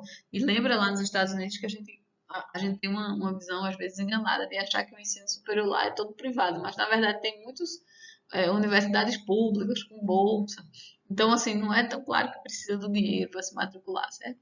Então, o que ele vai dizer aqui é que a distância vai ser um bom instrumento, porque a distância vai afetar a chance da pessoa se matricular e não vai afetar diretamente o resultado da pessoa depois no mercado de trabalho, a não ser que esteja correlacionado, certas universidades estejam nos locais em que o mercado de trabalho seja bom e aí isso possa facilitar. Então, mas na verdade ele depois vai tentar controlar por outras características. A gente vai ver já já uma continuação desse exemplo. Aí aqui será o quê? Então ele está argumentando que morar perto de uma escola, enquanto você está no ensino médio, e lembra que lá também tem muita mobilidade das pessoas depois que elas terminam a universidade, elas se mudarem. Morar próximo de uma universidade do ensino médio vai afetar o número de anos de escolaridade, porque pode facilitar a pessoa a entrar na universidade. E aí, participar da universidade vai afetar o salário. Vai afetar o salário. Então, a principal variável que ele está tentando explicar é salário. Só para a gente ver aqui, novamente o meu visor está em cima, né, da tabela, mas é só do mínimo e do máximo. Daqui a pouco eu tiro para a gente ver. Então, nessa base de dados, a gente tem 3.010 observações. Olha só, a DAMI, se a pessoa mora perto, vale para 68%. Então, 68% das pessoas nessa amostra moravam perto de uma universidade no ensino médio. E o número médio de escolaridade é 13 anos, 13,6 anos. Vamos pegar o mínimo e o máximo. A DAMI, claro, vai de 0 a 1 e o número máximo de educação que tem é 18 anos. E já é alguma pós-graduação aí dentro. Aí primeiro mínimos quadrados, né? Regressão de Eduque por morar próximo da universidade, na verdade é mínimos quadrados para relevância, né? Para ver se realmente morar perto aumenta o número de anos de educação. Aí a gente vai ver aqui, olha, um coeficiente alto, certo? E uma estatística T alta também, certo? Então, Eduque e NIE4, a escolaridade e está próximo de uma universidade de 4 anos, são fortemente correlacionados, certo? A gente vai ver aqui. E a estatística T é elevada. Então, essa primeira foi a relevância, aparentemente passou. Aí agora vamos a variáveis instrumentais. Então, IPREG, LWAGE, LWAGE nossa variável Y, Eduque é o nosso X, e NIE4 é o Z. Aí a gente vai ter aqui, ele diz aqui embaixo na saída do instrumento, né, os instrumentos que foram usados, quais são as instrumentadas, as endógenas, e aí a gente vai ter, olha só, 0,18, mas, novamente, variando muito, de 13 até 24. Vocês lembram que como o Y está em log, aí a gente tem um efeito percentual, né? Então, o retorno da educação estimada aqui é muito alto. Ela vai de 13,7% aproximadamente até 24%, bem alto. Comparando com meninos quadrados, olha só, meninos quadrados era em torno de 5%. Então, deu uma diferença muito grande. Aí a gente já vai desconfiar, né? Por que a gente vai desconfiar? Porque o que a gente achava a endogeneidade de Eduque era por causa da habilidade. Então, como o Eduque e a habilidade deve estar correlacionada positiva, a gente achava que esse número aqui era alto. Ele estava superestimando. Aí, peraí, se esse cara está superestimando, eu vou fazer, pegou um instrumento e deu 18,8, foi mais ainda. Apesar de ter um intervalo alto, vocês lembram que estava variando de 13,7 até 20, 23 e alguma coisa, certo? Então vejam que foi contra o que a gente esperava que fosse. Que se o instrumento fosse resolver, a gente achava que ia aproximar de zero esse estimador. Aí, só para dizer, né? Não vou falar mal de card por aqui de jeito nenhum. Ele, na verdade, a gente fez ali uma regressão simples. A gente só botou só o instrumento. A gente não controlou por outros fatores, principalmente outros fatores que podem explicar o desempenho no mercado de trabalho. Mas aí vamos voltar, né? O que é que pode causar tanta diferença? Vou aproveitar para dar mais um pouquinho de teoria. Na verdade, a gente tem uma possibilidade que o instrumento pode não ser exógeno. E aí, mesmo que o instrumento, vamos pensar lá naquele que a gente viu do mesmo sexo. Lembra que a gente pensou, pode ser que tenha dois filhos do mesmo sexo, tenha mais economia na casa. Então, aí eu argumentei, eu acho que o efeito desse, se existir, é pequeno. Na verdade, o efeito se existisse é pequeno, que é esse cara que está aqui, a correlação entre Z e U. Entre Z e o não observado.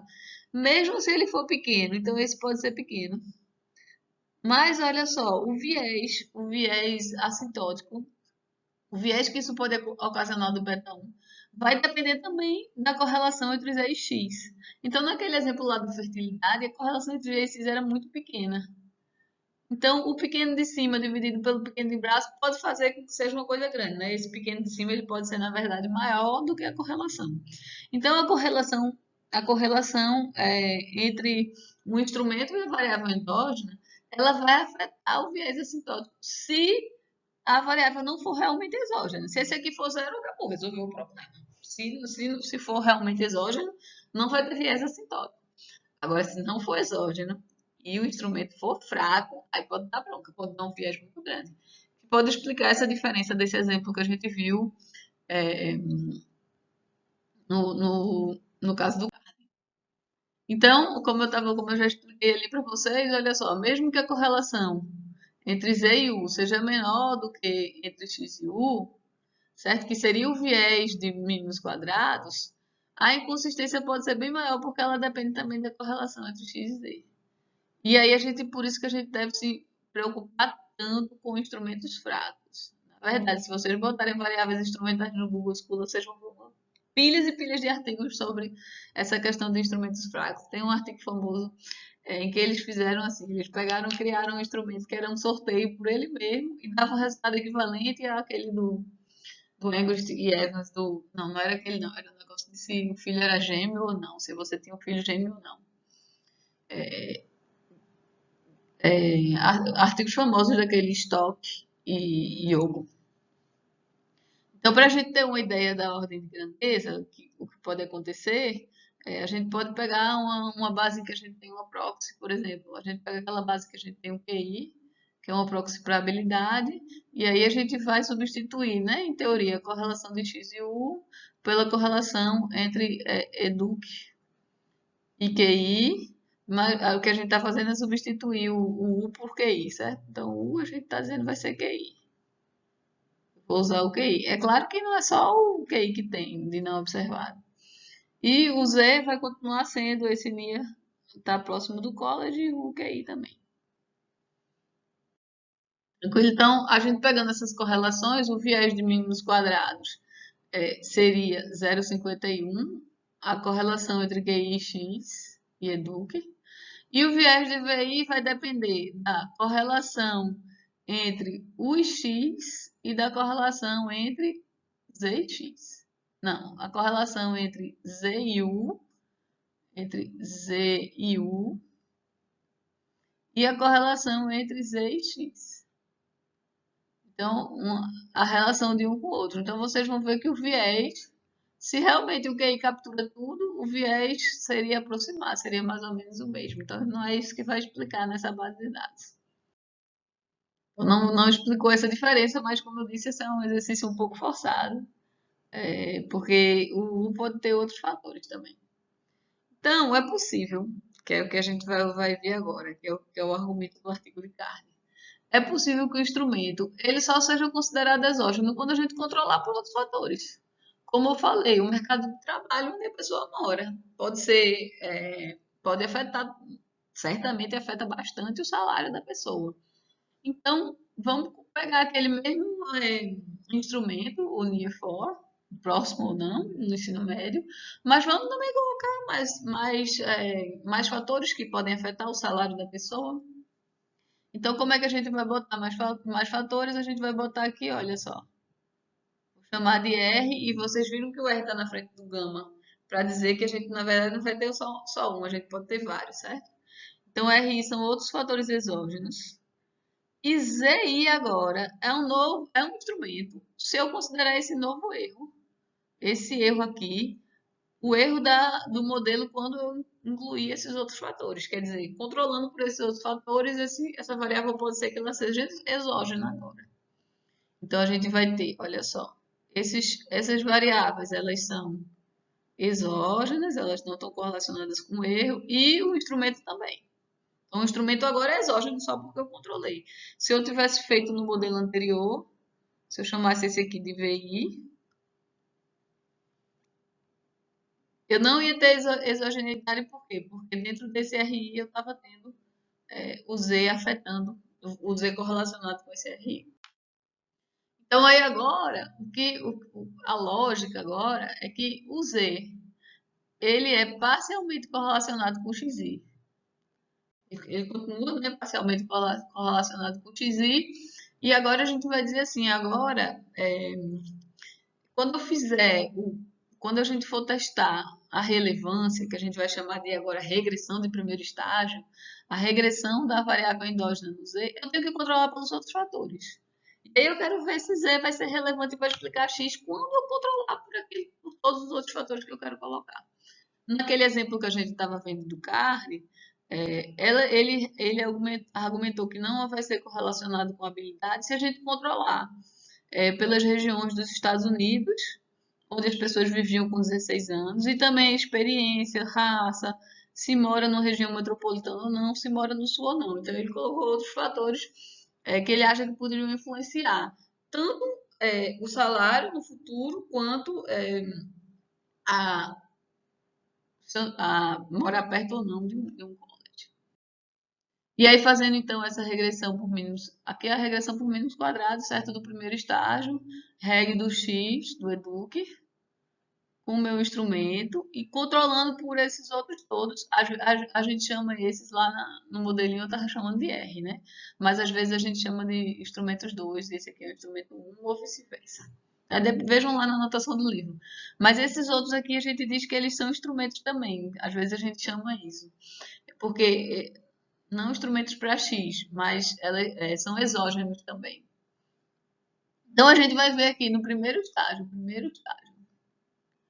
a gente está querendo ver se é relevante. A gente vai ver que, opa, que beleza, ó, passou. Apesar de não ser tão alta a estatística, tem, mas passou. Ela é correlacionada, então ela é parcialmente correlacionada com o Eduque. Então, ela passou para poder ser utilizada, passou na relevância. Mas essa força vai ser um pouquinho menor do que sem os outros controles. A gente pode ver aqui nessa estatística que ela está um pouquinho menor. Aí agora vamos fazer a variável instrumental, né? A gente usou esse instrumento para Eduque. E aqui como é que a gente faz agora para declarar outros fatores que podem afetar o salário? A gente declara eles como variáveis, variáveis explicativas do modelo, sem estar dentro do parênteses, porque aí ele sabe que essa eu vou colocar na regressão do salário e vou colocar também como controle no primeiro estágio. Então, quando a gente declara, ele já faz as duas coisas juntas. Então, aí a gente vai ter o resultado de variável instrumental ou nos quadrados em dois estágios. A gente vai já ver por que a gente chama isso de MQO em dois estágios. O primeiro estágio vocês já podem estar imaginando, né? Que é a da relevância que eu já estava falando no primeiro estágio. O que vai ser o tal do segundo estágio, vamos ver daqui a pouco. Mas antes vamos ver o resultado. Aí melhorou, olha só. Melhorou bastante, vocês estão vendo?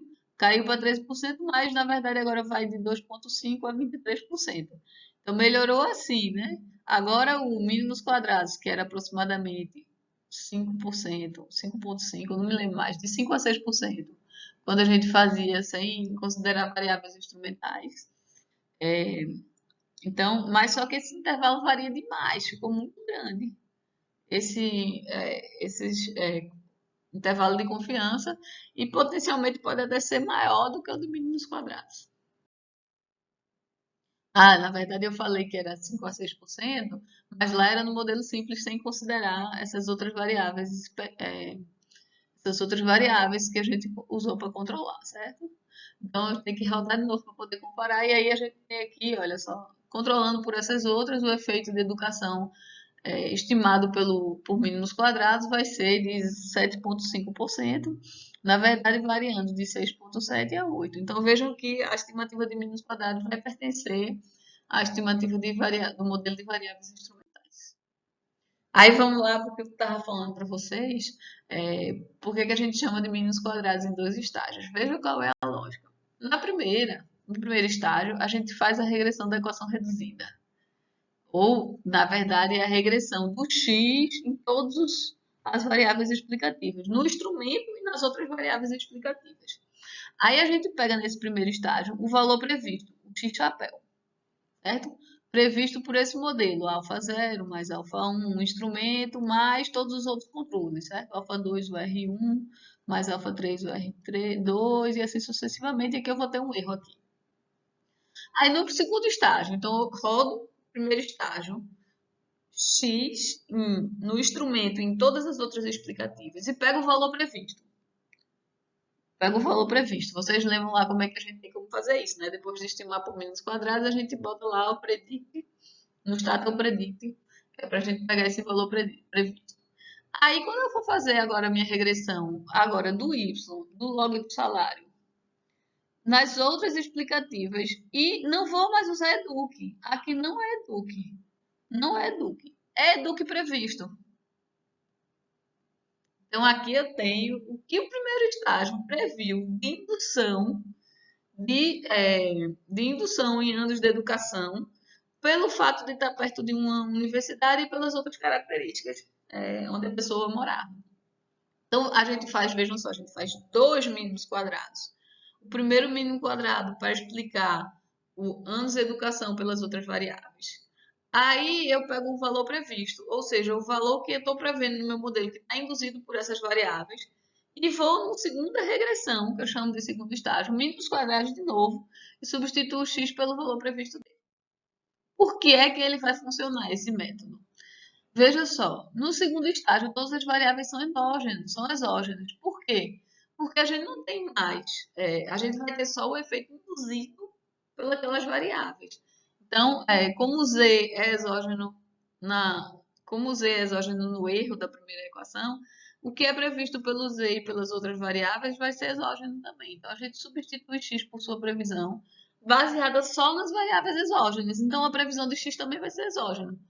Ou seja, quando a gente usa a previsão de x, a gente limpou a variável edu da sua parte endógena. A parte endógena ficou de fora. Agora é só o que é explicado pela parte de instrumentos e de outras variáveis explicativas que são todas exógenas. Então, é por isso que o mínimos quadrados em dois estágios funciona. Veja que quando a gente viu o primeiro estimador de variáveis instrumentais, era só uma relação de correlações amostrais. Se eu tivesse só aquelas três variáveis, o y, o x e o z, funciona daquele jeito que a gente viu lá, fazendo por mínimos quadrados.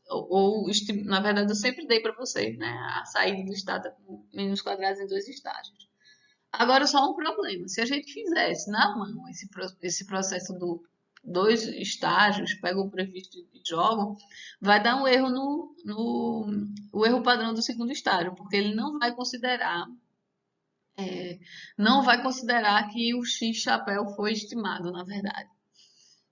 Então, a gente pode usar esse método de mínimos quadrados de dois estágios, tanto quando eu tenho só um instrumento e uma variável endógena, como a gente já vinha usando, e tanto quando se eu tiver mais de um instrumento. Quem disse que eu só tenho um instrumento? Lá no exemplo da demanda, eu tenho, na verdade, um conjunto, tenho dezenas de instrumentos possíveis para o preço. Tranquilo? Então é só o cuidado. Quando a gente for fazer, a gente sabe dessa lógica. A gente sabe dessa lógica dos dois estágios, mas a gente usa o comandozinho já pronto, que ele já levou em conta isso, o erro já dá o erro correto, o erro padrão correto. Aí quer dizer que quando a gente tem mais instrumento do que o necessário, mais instrumento do que precisa, a gente vai usar sempre mínimos quadrados em dois estágios. Comandos a gente já viu, e quando a gente usa esse comando, o erro padrão já é corretamente estimado. Então, um dos primeiros exemplos que tem lá no Udrich, que eu nem trouxe aqui, eu devia ter colocado na aula, né? Mas eu nem trouxe. Se a gente quiser estudar o efeito do retorno à educação, aí a gente pega a escolaridade do filho e tenta usar como instrumento o nível educacional dos pais. Então a gente usa o da mãe e o do pai. Então a gente tem dois instrumentos aqui, certo? Por que eu não gosto muito desse exemplo, eu não botei no início da aula? Eu já não sou tão convencida assim de que ele seja exógeno. Eu acho que o nível de escolaridade da mãe e do pai pode ajudar, por exemplo, o filho a arrumar um emprego no futuro. Controlou também por experiência ao quadrado, mas aqui eu trouxe para vocês para mostrar para vocês um exemplo de dois instrumentos. Como é que a gente pode fazer para usar dois instrumentos? Então, o que é que a gente faz? A gente vai o IV regresso 2SLS, ou se tivesse botado só o IV reg também dava certo. Salário, meu Y. Nesse caso, eu continuo querendo explicar o salário do filho ou da pessoa, usando o nível educacional da pessoa e como instrumento eu vou ter dois agora, o nível educacional da mãe e o nível educacional do pai. E controlo também por experiência ao quadrado. Aí a gente estima aqui em torno de 6% o nível, o retorno à escolaridade, só que o intervalo de confiança é muito grande, certo? Não é significante, é 5%. E aí a gente pode fazer também, depois do IV regresso, se eu quiser ver Se o primeiro estágio, se os instrumentos são relevantes o suficiente, a gente pode dar esse comando de pós-estimação, que é Stat First Stage. Aí ele mostra pra gente, olha só, é, estatísticas descritivas do primeiro estágio, e aí a gente vai ver aqui que ele olha o F, o teste F robusto, e esse 2 aqui é porque eu tenho dois, a gente vai ter dois instrumentos, né? A educação da mãe e a educação do pai. Vou colocar na minha janelinha. Ixi, não tá saindo, mas a gente tem aqui o p-valor também desse teste. Então, aparentemente, não é um instrumento fraco, só analisando a correlação entre os dois. Mas será que é exógeno? Já eu não sou convencida de que esse seja exógeno. Aí, como eu falei para vocês, né? Quando a gente tem mais de um instrumento, a regra de bolso que muita gente usa, que eles falam de Steiger-Stock, é uma estatística acima de 10 para o teste F conjunto dos instrumentos. Sendo que, na verdade, se vocês forem olhar esse artigo, o artigo desses mesmos autores, certo? Também está Stock nele, Stock, Wright e Ogo, que faz, na verdade, uma revisão de vários artigos que eles tinham feito. É uma revisão, tipo uma espécie de revisão sobre instrumentos fracos. Eles vão apresentar lá uma tabela, que não vai ser sempre 10 a regra. Na verdade, a gente vai ter uma regra do o limiar do teste F, ele vai variar com o número de instrumentos que a gente usa. E o objetivo do pesquisador, se você está mais preocupado com viés ou com o que é que você está mais preocupado. Então, se vocês realmente forem usar, deem uma olhada nesse artigo para ver qual é o limiar do teste F que a gente deve usar. Aí, só para a gente ter também como base de comparação o resultado de mínimos quadrados, né? Tá aqui 10%, era alto, certo? Essa diferença continua grande e o erro padrão também é bem diferente do outro. Aí, vamos, já terminando aqui a análise, que eu já tinha falado para vocês, né? Quando a gente usa, eu acabei de, esse último resultado era para mostrar um pouquinho para vocês sobre a diferença do erro padrão. Lembra que a gente discutiu no início da aula que quando a gente tem uma variável, que ela, na verdade ela não é endógena, o x, ele é exógeno, mas eu não tenho certeza. Aí eu arrumo um instrumento Z e eu estimo por variáveis instrumentais. A gente tem como, caso a gente tenha o instrumento, de fazer o teste para ver se é endógena mesmo. Se ela não for endógena, se ela for exógena, é melhor a gente estimar por menos quadrados, porque a gente não vai ter aquele custo em termos do erro padrão, certo? Então, eu gosto desse slide. Eu tenho uma colega minha do doutorado, Elodie, né? Ela nunca vai ver, mas Elodie, primeiro artigo de Elodie, quando a gente estava no doutorado, ela ficou toda animada, ela inventou um instrumento dela, e aí ela estudava educação também. E aí ela fez lá o modelo dela, terminou. Aí quando ela foi, agora vamos fazer o teste, vamos fazer o teste para ver se é endógena mesmo. E não deu endógena, olha que tristeza para ela. Assim, né? Por um lado é tristeza porque ela estava fazendo a crítica às pesquisas anteriores dizendo que aquela variável não era endógena, que ela não era exógena, era uma variável endógena. Só que no teste dela não passou como sendo endógena, ficou sendo exógena. Então, é sempre que a gente tiver um instrumento, a gente deve testar se a variável realmente é endógena. Como é? Aí a gente faz o teste de Hausmann, um teste muito intuitivo. Na verdade, qual é a lógica dele? Se a variável for realmente exógena, as estimativas dos dois, os betas, o beta de mínimos quadrados estimado e o beta de variável instrumental, vai ser parecido. O erro padrão vai variar, mas o valor do beta vai ser bem parecido. Então, a gente poderia fazer uma comparação visual dos coeficientes estimados. É claro que no teste de Hausmann não vai ser só uma comparação visual. Vai ter um procedimento, um teste estatístico para a gente fazer isso, para ver se são próximos realmente ou não, e uma significância estatística para dizer se são próximos ou não. Eu vou explicar aqui tudo direitinho, não vou entrar no exemplo desse teste, porque eu estou vendo aqui que nossa aula já está um pouquinho grande, já está com 1 hora e 28 minutos. Mas aí só para dizer, né? A gente tem Z1, um conjunto de variáveis exógenas. A gente tem X, possivelmente endógeno. Se eles não são correlacionados, então, será que esse e esse são correlacionados? Será que ela é endógena ou exógena? Se ela for exógena, é porque eles não são correlacionados. Então, olha só, a correlação entre x e o 1 é aproximadamente zero, vai ser zero, certo? Então, na hipótese nula, x é exógena, a correlação é nula e pode usar mínimos quadrados. Na hipótese alternativa, x não é exógena e a gente deve usar variáveis instrumentais. Aí, nesse modelo, a gente continua assumindo que essas outras variáveis são exógenas. Lembra aquelas outras os outros controles que eu posso adicionar na minha regressão? Naquele de card, era se é negro ou não, qual é a região que está, então são os outros controles. E a gente precisa, para a gente fazer o teste, pelo menos um instrumento. O ideal, imagina, no mundo perfeito, a gente queria saber se é endógeno ou não, sem ter instrumento, né? Porque aí a gente vai se preocupar ou não em achar um instrumento. Mas não, isso vai ser. Eu preciso de pelo menos um instrumento para fazer o teste. Então, se eu tiver mais de um instrumento, a gente vai chamar de Z2 o conjunto dos instrumentos para X. Então, Z1 são os endógenos que entram na equação e Z2 são os que só afetam diretamente e indiretamente através de X. Aí a equação reduzida para X vai ser o modelo, né? Eu vou ter todos os Z's e aqui vai entrar Z1 e Z2. Então, Z1 entra aqui. Toda vez eu faço isso, eu digo, eu não vou entrar muito em detalhes nisso e acabo entrando nos detalhes. Mas vamos lá, se eu tiver esses dois, certo? Quando a gente escreve dessa forma, veja só, o que sobrou aqui,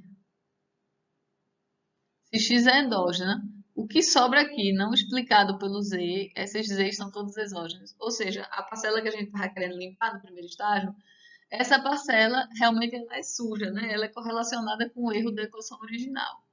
Então, se x é endógena, esse U e esse V, que é o que a gente limpa. Quando a gente pega o previsto, o x-chapéu que a gente vai usar no segundo estágio, ela vai ser o Z vezes o P2-chapéu. Então, essa parte é exógena. Mas será que o que ficou de fora, que a gente não limpou, também é endógeno? Será que esse V2 está correlacionado com o 1? Se for endógeno, está correlacionado sim. Então, se for endógeno, está correlacionado. Se caso contrário, se for exógena, x, então essa correlação entre V e o 1 é zero. Então, vamos fazer o seguinte, vamos modelar direto. Vamos botar aí o 1 sendo explicado por V2. O erro, lembra só, é o que sobra no primeiro estágio. Então, aqui é a sobra do primeiro estágio.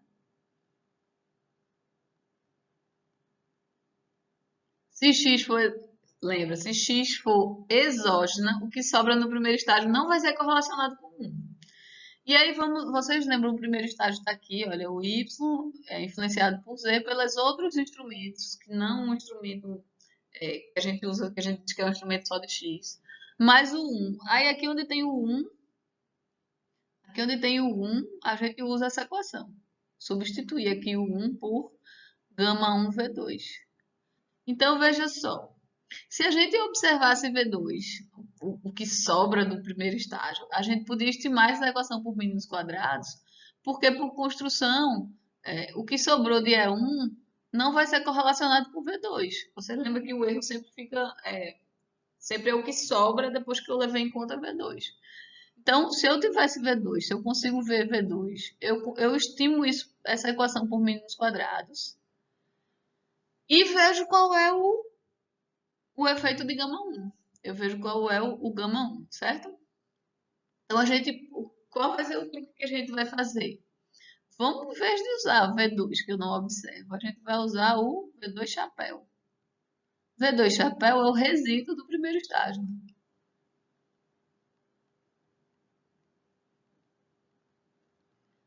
Tranquilo? Se o resíduo do primeiro estágio, se ele for limpo, se ele for não correlacionado com erro, então esse gama 1 aqui vai ser zero. O gama 1 é aproximadamente zero.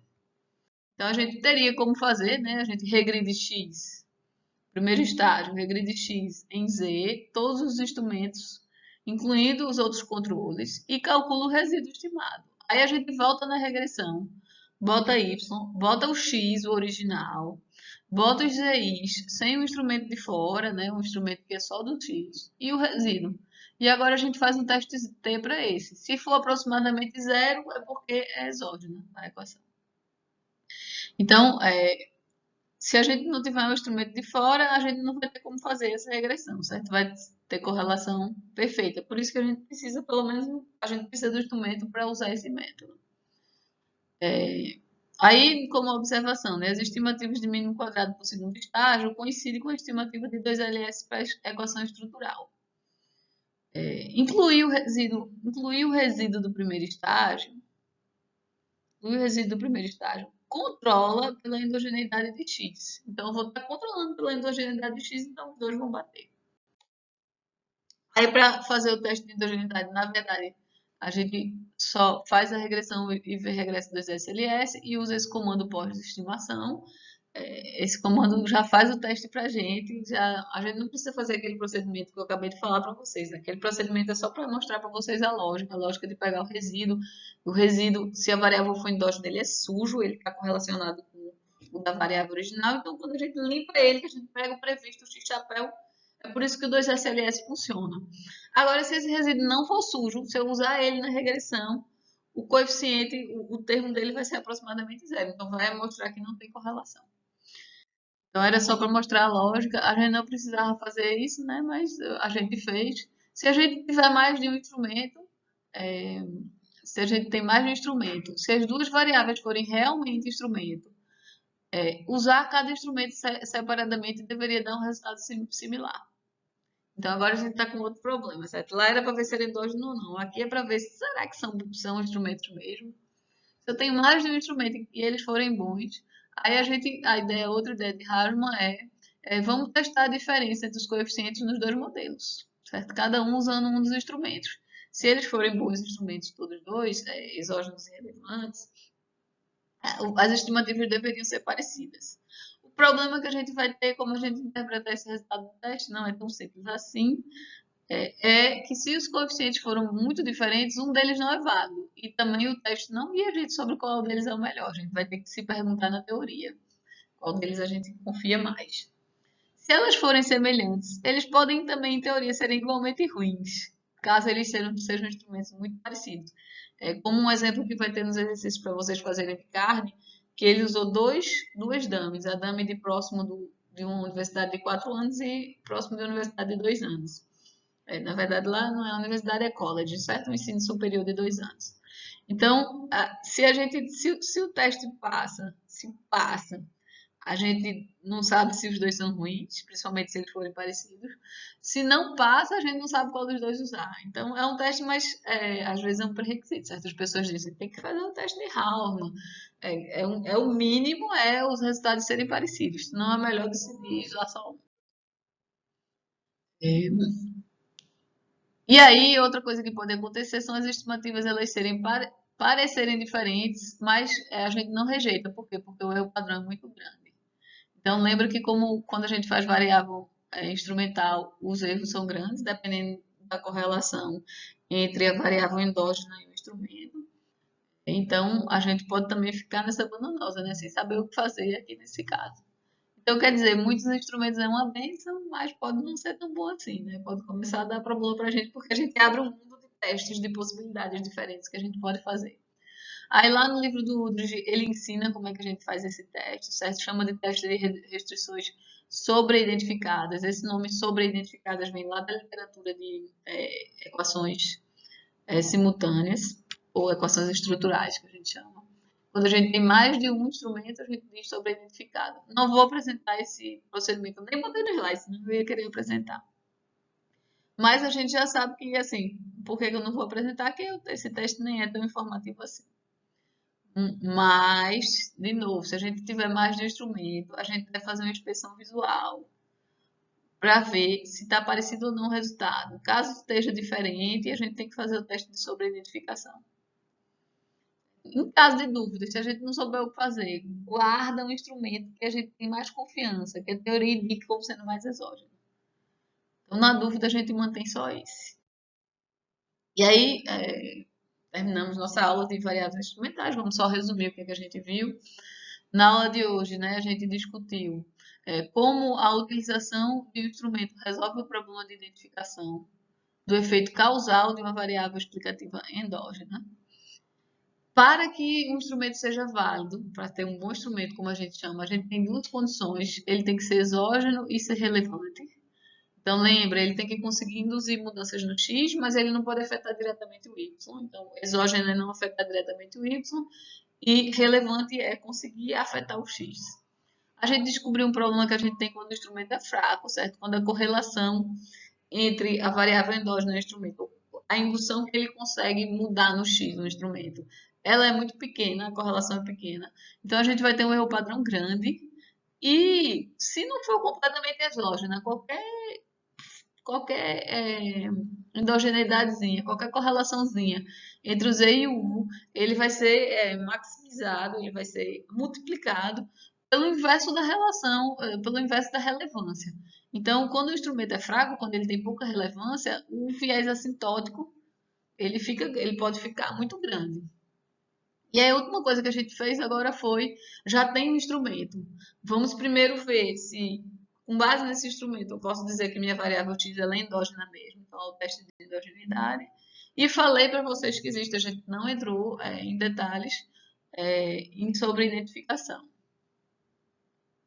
Mas fica aí para vocês saberem que existe, que a gente pode, se a gente tem mais de um instrumento, a gente pode começar a ver a qualidade desses instrumentos, a comparar os resultados que cada um deles dá no modelo separadamente. Aí aqui só para passar para vocês a lista de exercício, eu sempre listo aqui, né, os problemas e os exercícios do computador. Então os problemas são mais teóricos, os exercícios do computador é usando as bases de dados. Sempre faço referência à versão do livro em inglês, mas eu também coloquei aqui já nos slides, já vão ter colados também a lista de exercícios, certo? O recorte dos exercícios. Por que que eu gosto de pegar eles em inglês? Porque as variáveis nas bases de dados elas estão todas em inglês, então é mais fácil a gente já ler logo o problema no nome da variável que a gente vai encontrar na base de dados. Então, é principalmente para esses problemas do computador que é melhor a gente usar a versão em inglês do livro, do Udrich. E aí, pronto, foi isso para variáveis instrumentais. A próxima aula, a gente vai separar um pouquinho desse modelo que a gente viu. A gente vai ver o modelo para variável binária. Então, nossa variável dependente do nosso y vai ser uma variável 0, 1. Não é um modelo quase experimental, mas quando a gente for abordar outros modelos quase experimentais, a gente precisa saber como é que funciona quando minha variável dependente ela é binária. E geralmente a gente vai usar o quê? A variável dependente é participar do grupo de tratamento ou não, é um indicador de participação no grupo de tratamento ou não. Então, é como se a gente vai fazendo uma espécie de primeiro estágio, e aí o Y sendo a DAME foi realmente do grupo de tratamento ou não foi. Então, como a gente vai precisar desses conhecimentos para outros modelos que vem na frente, como o modelo quando a gente for usar o score de propensão e quando a gente for usar a descontinuidade e regressão. Aí a gente vai ver usando, a referência vai ser o capítulo do Udrich de variáveis, eles chamam lá, eu acho que é variáveis qualitativas. Tem uma série de outros modelos que a gente não vai ver, a gente vai focar realmente só no binário, mas quem tiver interesse já pega lá, acho que, se eu não me engano, é o capítulo 17 do Udrich. Então, até lá, certo? Até a próxima semana.